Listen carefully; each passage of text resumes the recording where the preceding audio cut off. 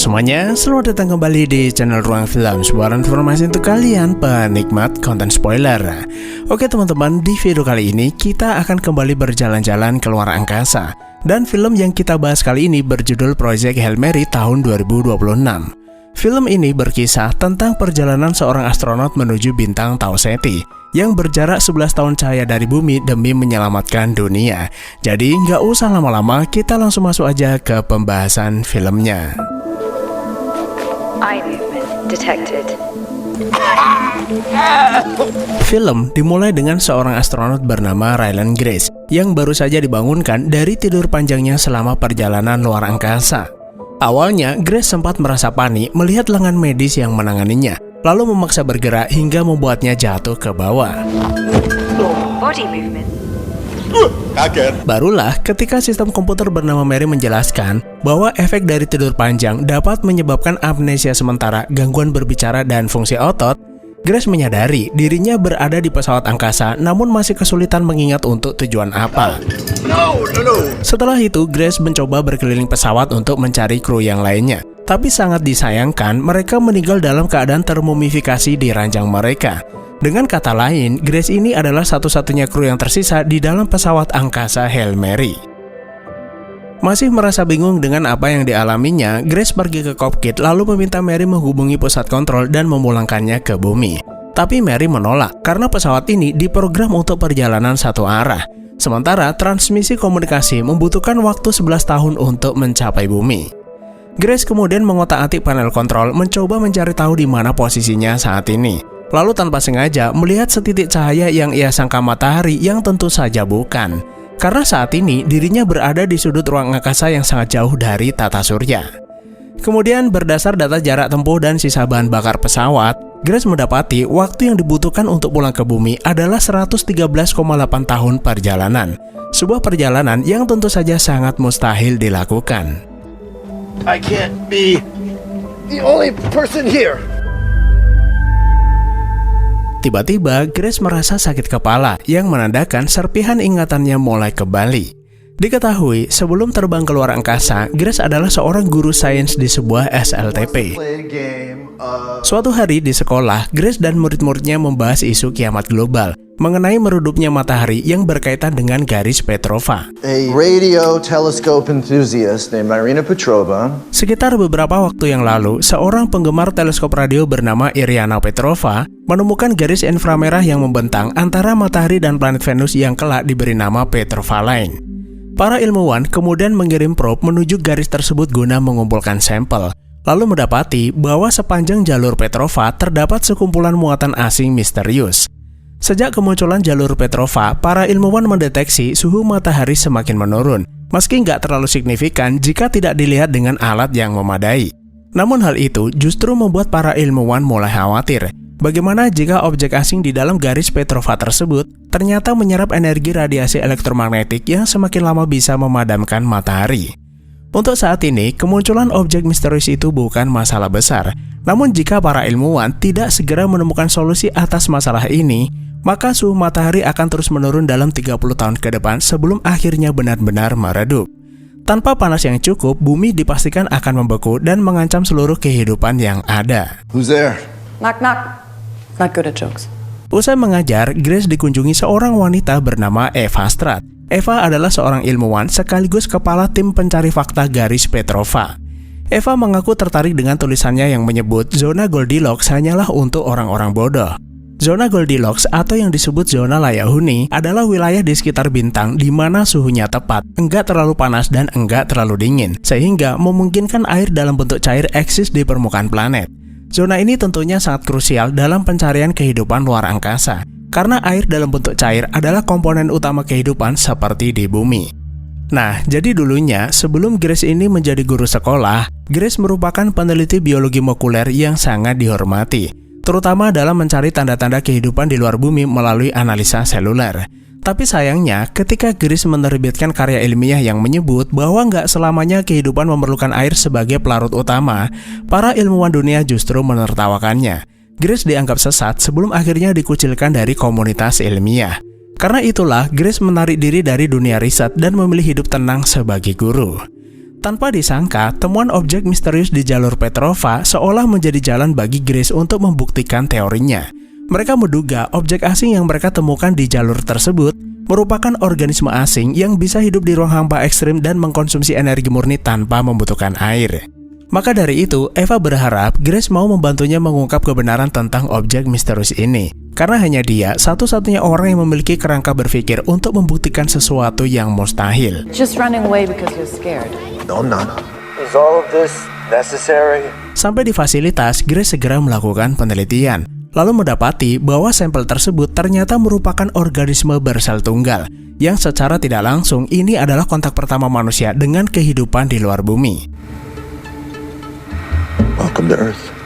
Namun Grace dibuat terkejut saat mengetahui sel alien ini terdiri dari karbon, oksigen, dan hidrogen, yang berarti sebagian besar selnya terbentuk dari air. X-rays, microwaves, gamma rays. Meski fakta tersebut tidak serta-merta membuktikan teorinya benar secara keseluruhan, namun mengetahui bahwa makhluk itu bisa hidup di ruang hampa yang ekstrim menjadi bukti tersendiri bahwa ada makhluk hidup di luar sana yang bisa hidup tanpa bergantung dengan air. Selain itu, Grace juga mendapati sel tersebut memancarkan cahaya inframerah saat bergerak, serta menyimpan energi yang sangat masif di dalam tubuhnya. Jika teorinya benar, organisme itu sepertinya mengkonsumsi radiasi elektromagnetik yang dipancarkan matahari, lalu menyimpannya di dalam tubuh mungilnya. Karena itu, Grace menamainya astrophages, yang berarti pemakan pemakan bintang. Menariknya, setelah menyerap cahaya matahari, astrophages tidak menyimpan energi dalam bentuk foton atau cahaya, melainkan langsung dikonversi menjadi massa berskala nuklir di dalam sel tunggal mereka. Kemudian menggunakan sebagian kecil energi yang mereka simpan sebagai bahan bakar untuk bergerak maju dalam kecepatan cahaya menuju Venus dan sebaliknya. Dengan kata lain, jalur Petrova itu terbentuk sebagai efek dari perjalanan mereka yang sangat cepat. Why did it go to Venus? Namun pertanyaan besarnya, kenapa mereka pergi ke planet Venus dan bukan ke Merkurius yang lebih dekat? Untuk itulah, Grace minta Eva memberinya hak eksklusif untuk melanjutkan penelitian di fasilitasnya. Imagine for a second that you're an interstellar microorganism. Singkat cerita, dibantu petugas keamanan yang menjaganya, yaitu Carl Johnson, Grace melakukan eksperimen menggunakan sisa sampel astrophages yang tersisa. Dan akhirnya, Grace menemukan bahwa organisme tersebut bergerak ke tempat yang dipenuhi karbon dioksida kemudian berkembang biak. Menariknya, atmosfer planet Venus dipenuhi karbon dioksida, yang mungkin saja mereka sengaja pergi ke planet tersebut untuk membangun koloni. Berkat temuan tersebut, Eva langsung membawa Grace ke markas pusat tim pencari fakta di sebuah kapal induk. Sampai di sana, puluhan ilmuwan dari seluruh dunia sudah berkumpul untuk berdiskusi bersama. Bahkan, sesaat setelah Grace memberitahu hasil penelitiannya pada Eva, mereka berhasil mengembangbiakan astrophages menggunakan teknik seperti yang Grace lakukan. How long to make 2 million kilogram? Nah, jadi ceritanya, pertemuan ini sengaja diadakan karena Eva akan mengumumkan proyek Hail Mary. Sebelumnya, para astronom menemukan fakta matahari bukan satu-satunya bintang yang terinfeksi, melainkan hampir semua bintang yang pernah mereka temukan, terkecuali satu bintang bernama Tau Ceti yang berjarak sekitar 11 tahun cahaya dari bumi, meskipun bintang itu berada di dalam gugusan bintang yang terinfeksi. Karena itulah mereka membangun pesawat angkasa bernama Hail Mary, yang didesain mampu melesat mendekati kecepatan cahaya menuju Tau Ceti guna mencari tahu kenapa bintang itu bisa bertahan, dengan harapan perjalanan tersebut akan menyelamatkan umat manusia di masa depan. Sementara terbang mendekati kecepatan cahaya tentunya membutuhkan energi luar biasa besar yang tidak mungkin mereka dapatkan dari planet bumi. Di sisi lain, setiap satu sel astrophages menghasilkan energi setara pembangkit nuklir. Artinya, jika mereka bisa mengembangbiakkan astrophages hingga 2 juta kilo, maka pesawat tersebut akan memiliki cukup bahan bakar untuk mencapai bintang Tau Ceti dengan kecepatan sekitar 0,9 kecepatan cahaya. Dengan kecepatan tersebut, Hail Mary diperkirakan tiba di Tau Ceti kurang lebih 11 tahun waktu bumi dan 4,8 tahun waktu perjalanan angkasa. Karena berdasar teori relativitas khusus, semakin mendekati kecepatan cahaya, waktu berjalan lebih lambat. Dan sudah bisa ditebak, seseorang yang akan membantu mereka mengembangbiakkan astrophages tak lain dan tak bukan adalah Grace. Hanya saja, jumlah tersebut nggak cukup untuk perjalanan pulang. Mereka bisa saja memproduksi jumlah yang lebih besar, tapi hal itu berarti menunda penerbangan, dan mereka tidak ingin mengambil resiko jika nantinya matahari meredup lebih cepat dari yang diperkirakan. Sebagai gantinya, setelah berhasil mempelajari Tau Ceti, para astronot akan mengirim temuan mereka menggunakan probe untuk kembali ke bumi. Selain dianggap mengorbankan diri, misi ini tentunya memiliki resiko kegagalan yang sangat besar. Jika gagal, maka tamatlah peradaban dunia. Tapi jika berhasil, pengorbanan mereka akan menjadi sejarah bagaimana kehidupan bumi mampu bertahan dari bencana besar. Beruntung, mereka sudah mendapatkan 3 calon astronot yang rela berkorban, yaitu seorang pilot, ilmuwan, serta 1 orang mekanik. It's an honor. Let's crank up the radio. Meski belum mendapatkan ingatannya secara utuh, Grace mulai bebenah sambil memberi penghormatan terakhir pada 2 kru yang tewas, karena dia menyadari betapa pentingnya misi ini demi umat manusia. Karena itu, Grace berjanji akan melakukan yang terbaik. I wish I wasn't alone. I'll do my best to make sure that you don't. Sesaat kemudian, Mary memberitahu bahwa pesawat Hail Mary mulai mendekati Tau Ceti dan bersiap mengorbit pada bintang tersebut. Grace lantas menggunakan alat pemindai inframerah, lalu mendapati jalur Petrova membentang dari bintang Tau Ceti ke sebuah planet di dekatnya. Meski begitu, tidak ada tanda-tanda infeksi pada bintang tersebut, yang membuktikan Tau Ceti berhasil bertahan dari astrophages. Ketika sedang mengamati jalur Petrova, Hail Mary mendeteksi sebuah kapal angkasa raksasa, sebut saja Blip A, melayang di dekatnya, yang semakin membuktikan bahwa bumi bukan satu-satunya tempat bagi kehidupan. Dan tiba-tiba saja, kapal angkasa itu sudah berada di samping Hail Mary. Meski begitu, Blip A nampaknya tidak menunjukkan tanda-tanda ancaman, lalu melempar benda berbentuk tabung ke arah Hail Mary.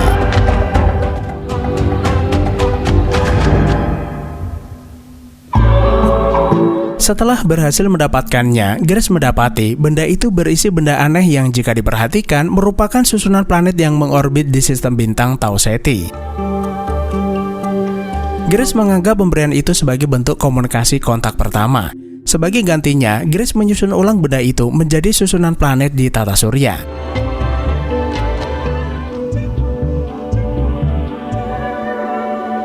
Anehnya, seolah mengerti dengan apa yang dilakukan Grace, Blip A menghubungkan diri dengan Hail Mary seolah mengundang Grace datang ke kapal tersebut. Masuk ke Blip A, Grace disambut sosok alien berbentuk batu yang membungkus dirinya dengan cangkang pelindung transparan. Bukan hanya menyambut, alien itu juga membuat miniatur Grace yang menandakan alien itu bersahabat. Dan karena bentuknya mirip gumpalan batu berjalan, Grace memanggilnya dengan sebutan Rocky. I'm Grace. I'm gonna call you Rocky. Sejak kontak pertama itu, Grace menyadari alien itu menggunakan kemampuan ekolokasi untuk mengetahui posisi, jarak, dan bentuk objek dengan cara memantulkan suara. Singkatnya, ekolokasi adalah melihat dengan suara. This is fine. Echolocation, right? Karena itu, guna mempermudah komunikasi, Grace mencoba membuat alat penerjemah bahasa. Dimulai dari merekam bunyi yang dihasilkan Rocky, mempelajari pola, frekuensi, dan strukturnya. Kemudian menggunakan komputer Hail Mary untuk membangun sistem penerjemah otomatis, lalu mengubah suara Rocky menjadi bahasa yang dipahami manusia, dan sebaliknya mengubah bahasa manusia menjadi nada yang bisa dimengerti Rocky. I'm gonna go to sleep. No understand. Rocky watch crew. Diketahui, Rocky berasal dari planet bernama Erit, di mana bintang dari planet tersebut juga terinfeksi astrophages. Maka dari itu, Rocky dan teman-temannya pergi ke sini dalam rangka meneliti bintang Tau Ceti dan Rocky bertugas sebagai mekanik. Namun naasnya, hanya dia satu-satunya yang selamat dalam perjalanan panjangnya dan membuatnya bernasib sama seperti Grace. Karena itulah keduanya menjadi akrab satu sama lain. No. Don't like that voice. Singkat cerita, karena memiliki tujuan yang sama, keduanya mulai berdiskusi tentang bagaimana bintang Tau Ceti bisa bertahan dari infeksi. Deal. Namun, karena hampir seharian gak tidur, Grace merasa lelah dan ingin istirahat. Tapi Rocky melarangnya pulang. Dia ingin Grace tidur di kapal ini di mana dia bisa menjaganya. Karena mereka yang tinggal di planet Erit selalu menjaga satu sama lain. Iridians don't sleep like a human does. Dalam tidurnya, Grace kembali mendapatkan ingatannya, di mana ia pertama kali bertemu dengan astronot yang akan bertugas. I want to do a lethal injection with a little bit of heroin. Hari itu, Grace membagikan pengetahuannya tentang astrophages, menunjukkan mesin gravitasi buatannya, serta memperlihatkan mesin pemancar inframerah. Nah, mesin pemancar inilah rahasia dari kecepatan pesawat. Ketika pemancar ini dihidupkan, astrophage menjadi bersemangat kemudian mendorong pesawat ke depan. Selain sebagai pendorong, astrophage juga memiliki kekuatan yang mematikan. Cukup 1 gram astrophage bisa melelehkan baja hanya dalam hitungan detik. Melihat kejeniusannya, komandan begitu terkesan lalu bertanya apakah Grace tidak ingin ikut bersama mereka. Secara keahliannya sangat dibutuhkan. Grace menjawab tidak. Grace mengaku dia sebenarnya adalah seorang penakut. Permission to come aboard, Captain. Malam itu, Grace dan yang lain menikmati pesta bersama para astronot, mengingat masa depan bumi ada di tangan mereka.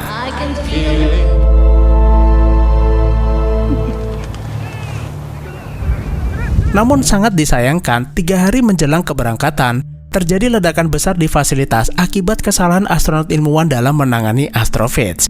Hal ini tentunya menimbulkan masalah serius. Selain jadwal penerbangan yang tidak boleh ditunda, melatih ilmuwan pengganti butuh waktu lama dan cukup beresiko. Karena itu, satu-satunya pilihan hanyalah Grace, sebagai orang yang paling ahli dalam menangani astrophage, dan kebetulan Grace hidup seorang diri tanpa keluarga. No one's trained to do the mission, it won't matter. Grace tentu saja langsung menolak, karena dia belum kepengen mati di luar angkasa. Bahkan Grace mengaku dia bukan tipe orang yang senang berkorban demi orang lain. I put the knot in astronaut. Karena itu, ketika Eva memaksanya, Grace mencoba kabur namun berhasil dihentikan petugas. Alhasil, karena memang gak ada pilihan, Eva terpaksa membius Grace kemudian mengirimnya ke luar angkasa. Jadi bisa dibilang, Grace menjalani misi ini bukan karena kemauannya, melainkan karena paksaan. Tapi di sisi lain, meski Grace hanya seorang diri, nampaknya dia bisa melewatinya dengan baik. Hi, Grace. Esok harinya, gantian Rocky yang mengunjungi Grace. Alien itu melindungi dirinya di dalam cangkang bola agar bisa bertahan di dalam atmosfer pesawat Hail Mary. Tujuannya tentu saja mempermudah mereka dalam menyusun rencana, daripada Grace harus bolak-balik ke Hail Mary hanya untuk mengambil peralatan. Room boring. Grace and Rocky, big sign. How to kill. Namun, karena Rocky malah berkeliaran ke sana kemari membuat kekacauan, Grace terpaksa membuatkan kaca pelindung agar Rocky diam di satu tempat. And then when I do it, he's like, what are you doing? Grace looks disgust when eat. Hanya dalam waktu singkat, pertemanan keduanya mirip layaknya pertemanan manusia. Mereka mulai bertengkar, bercanda, bahkan menguping satu sama lain. He can see through walls. Nah, dari situlah Grace akhirnya mengetahui fakta. Tewasnya rekan-rekan Rocky disebabkan paparan radiasi dari bintang Tau Ceti. Fakta mengejutkan lainnya, meski spesies mereka mampu menjelajah ruang angkasa, serta menggunakan astrophage sebagai bahan bakar seperti halnya Hail Mary, mereka sama sekali nggak ngerti tentang konsep relativitas ataupun bahaya radiasi, yang membuat mereka rentan akan kematian. Grace finds sampler instruction. Namun di sisi lain, justru astrophage yang disimpan di kapalnya itulah yang melindungi Rocky dari radiasi bintang Tau Ceti. Secara, dia ini adalah mekanik yang lebih banyak menghabiskan waktu di ruang mesin. This to screen in front.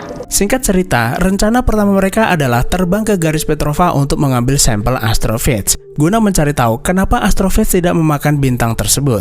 Tapi mereka nggak bisa lama-lama di dekatnya atau bakal hangus terbakar. Tanks next to Rocky workshop. Rocky lalu menyarankan kenapa mereka tidak mengikuti garis Petrova itu, kemudian pergi menuju planet Tau Ceti, yaitu planet di mana astrophage tersebut berkembang biak.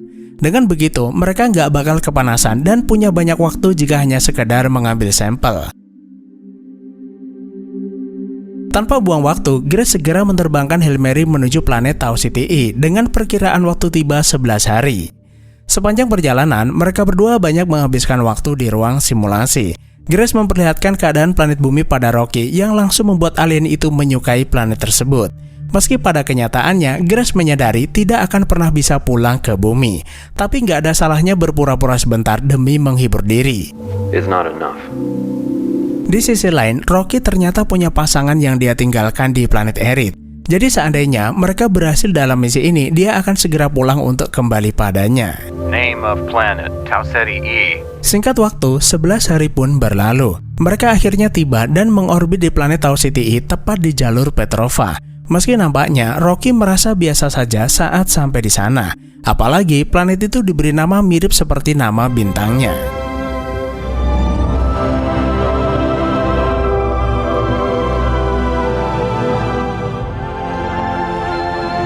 Setelah berhasil mengumpulkan sampel, Grace memberitahu Rocky, di bumi siapapun yang menemukan bintang atau planet baru berhak memberinya nama. Karena itu, Grace akan memberi nama planet itu dengan nama planet Adrian, seperti nama pasangan Rocky yang sebelumnya belum memiliki nama. Adrian. Kembali ke pesawat, Grace segera meneliti sampel astrophages yang berasal dari planet Adrian, kemudian membandingkan antara setiap gram astrophages yang pergi ke Tau Ceti dan pulang ke planet tersebut. Dari situlah Grace mendapati bahwa keduanya mengandung muatan yang sama, yang seharusnya jika mereka berkembang biak harusnya jumlahnya lebih banyak baik yang datang ataupun pergi. Dan setelah diamati lebih lanjut, ternyata ada organisme lain di dalam sampel tersebut, sejenis protozoa yang menandakan adanya kehidupan di planet Adrian. What Gracie? What Gracie question? Keberadaan organisme itulah yang membuat jumlah populasi mereka tidak bertambah. Karena sebelum mereka sempat berkembang biak, organisme tersebut memangsa mereka duluan. Dengan kata lain, organisme itu bertindak sebagai predator astrophages, sekaligus jawaban untuk menyelamatkan matahari ataupun bintang di planet Earth. Like a predator. Jadi rencana berikutnya adalah mengumpulkan sebanyak mungkin organisme itu untuk dikirim ke planet bumi. Masalahnya, pesawat Hail Mary tidak dirancang memasuki atmosfer. Dan lagi-lagi, Rocky menjadi penyelamat misi. Dia akan membuat rantai yang sangat panjang untuk mengambil sampel tersebut tanpa harus memasuki atmosfer, seperti halnya memancing ikan di laut. Namun sebelum itu, Rocky mempertanyakan apakah Grace bisa mengemudikan pesawat dengan baik. Grace pun menggelengkan kepala. Karena itu, Rocky akan mengajarinya terlebih dahulu demi keberhasilan misi. Good. Bad. Not enough. Too much. Hello? They can't hear you, pal. What? What think, Earth? Selesai latihan, Rocky mencoba ikutan berkomunikasi dengan pusat kontrol di bumi. Karena selama ini, dia sering mendengar Grace berbicara dengan mereka. Namun seperti yang kita ketahui, Grace ini bukan sedang berkomunikasi, melainkan sedang mendokumentasikan penelitian yang sedang ia kerjakan, yang nantinya akan dikirim ke bumi menggunakan probe untuk dipelajari para ilmuwan. Sementara dirinya tetap tinggal di kapal ini karena bahan bakar tidak cukup untuk perjalanan pulang. Tapi hal itu nggak masalah, karena dia membawa banyak persediaan makanan untuk beberapa tahun ke depan sebelum akhirnya ajal menjemput. Fakta itu tentu saja membuat Rocky nggak terima sekaligus sedih, mengetahui sahabat seperjuangannya sebenarnya sedang menghadapi kematiannya sendiri. Dan meski Rocky hanya bisa melihat raut wajah Grace melalui suara yang dipantulkannya, namun Rocky bisa melihat Grace benar-benar tulus mengorbankan dirinya. I can give.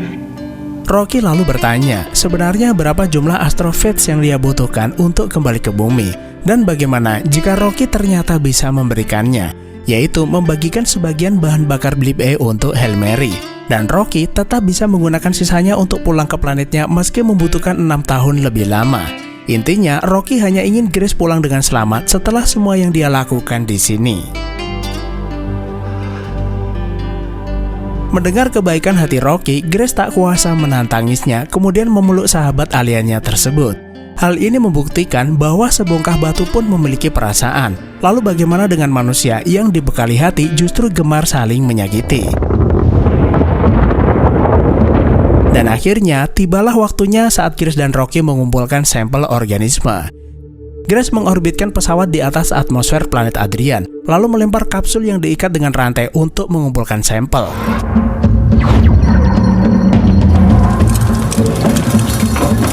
Setelah dirasa cukup penuh, Grace keluar pesawat untuk menarik rantai itu secara manual. Namun ia harus sangat berhati-hati, karena rupa-rupanya pesawat nggak kuat menahan tarikan gravitasi planet Adrian, sehingga menyebabkan percikan api akibat gesekan pesawat dengan atmosfer planet.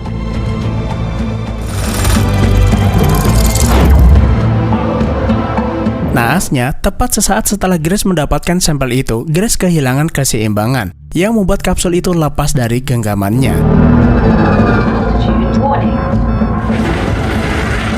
Tidak ingin menyia-nyiakan kesempatan, Grace memberanikan diri mengambil kapsul tersebut meski berbekal pengaman seadanya. Dan setelah itu, Grace buru-buru kembali ke dalam kemudian menjauhkan Hail Mary dari planet Adrian.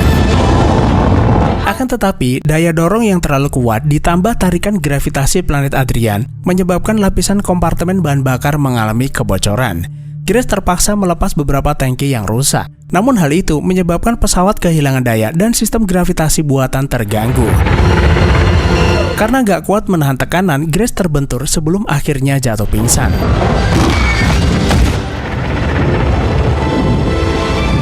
Situasi darurat ini memaksa Rocky keluar dari ruang pelindungnya, kemudian berusaha mengendalikan Hail Mary dan memulihkan sistem, bahkan membawa Grace ke ruang perawatan. Setelah sadar dari pingsannya, Grace mendapati pesawat sudah dalam keadaan stabil. Namun sayangnya, akibat terlalu lama terpapar atmosfer Hail Mary, tubuh Rocky terluka parah. Dan untuk sementara, Rocky nggak bisa ngapa-ngapain karena harus memulihkan diri di dalam cangkangnya.